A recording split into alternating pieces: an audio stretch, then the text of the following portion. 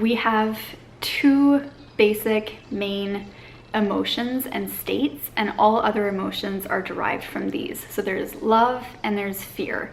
And anytime we act, anytime we do anything or feel anything, it comes from one of these two places. And we're seeing a lot of people acting out of fear in the forms of hate, or if they feel hurt or pain, then they're taking it out on others.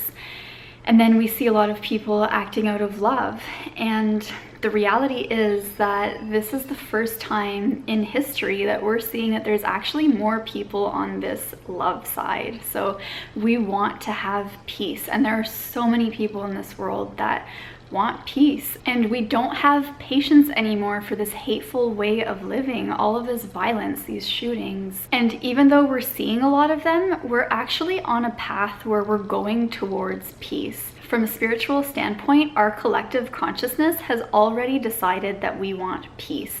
And we can see this in all of these prophecies that existed, especially around the year 2012, where it was like the end of the world, 2012. And in fact, it was the end of the old world. And this old world was really based in fear.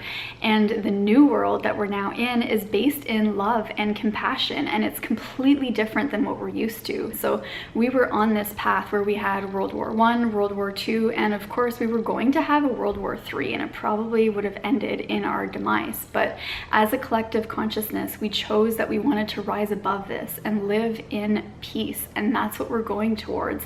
And what's happening now is that these people who are stuck in this old energy see that love is winning and that there's more people on this side than on this side, and so they're trying to do whatever they can to continue the old way of doing things, which was more of a war, sort of like barbaric lifestyle that we had on this planet. And there's so many of us on this side that don't want to see that anymore. But the best way that we're going to get towards this place of peace is by changing our own energy within us. So whenever we see all these horrendous things, a lot of times there's hashtags like I am so and so, and it's usually the name of the victim. But in reality, we also all are these perpetrators or abusers. Like, we are both.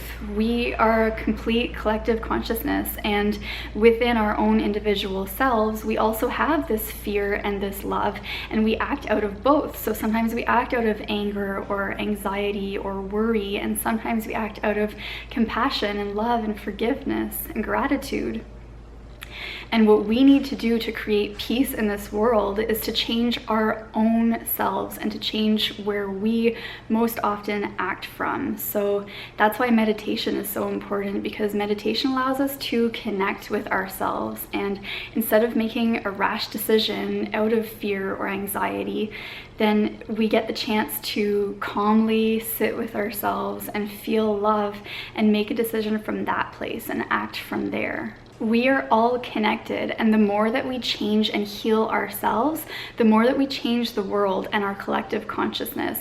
And you might feel like you're just one person, but imagine if hundreds of thousands of people started healing themselves and stopped acting out of anger, jealousy, bitterness, fear, guilt, shame, any of these fear-based emotions. If we all stopped acting from these places, and instead we can still feel all of these things, we're still human, but we need to recognize that when we feel them, that's when it's really time to breathe, center ourselves, find that peace within ourselves, find love, and transform ourselves to act through a place of love to get to where we really want to be and to really become the people that we want to be.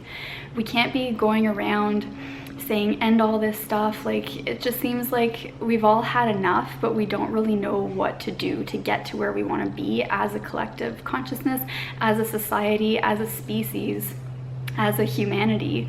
And really it all starts within ourselves.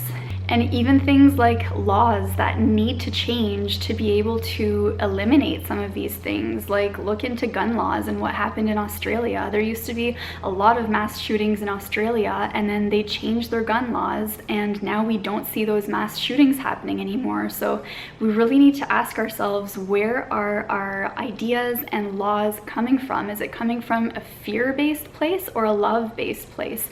People who want to own guns, why is that? Is it because you're afraid and because you want to protect yourself? Well, that's fear-based. So instead, if we lived from a place of love, of not wanting to harm anyone, not wanting to harm ourselves, wanting to live with more peace and love, then why would we ever want to own anything that could kill somebody? And same with the media that we consume. If we're constantly watching these shows that are horrific and where people are dying and being murdered and killing people and doing all this gross stuff, then that's what you're putting into your brain and into your consciousness, and you're living through a place of anxiety and fear. And once our society stops glorifying these villains, then we're not going to see as many people wanting to be them. So it's a complete shift in consciousness that's happening, a complete shift in how we live, the actions that we take. There is so much love, and there's so much media that shows love that we need to be celebrating too. Things like Upworthy or news outlets that are showing the good things happening in the world. If we can glorify these amazing people acting out of compassion, then we're gonna have more people on the planet who want to be them. So that's the start that I can suggest, but there's so much that we can do as a society to change things, and we already are. So just keep acting out of love and you're gonna see things change over time. Love you guys so much. Thanks for watching. Kaylee. Oh, hi.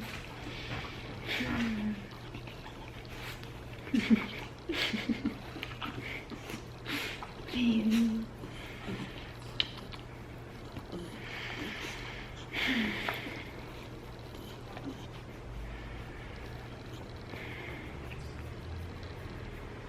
I love you, Bailey. I love you.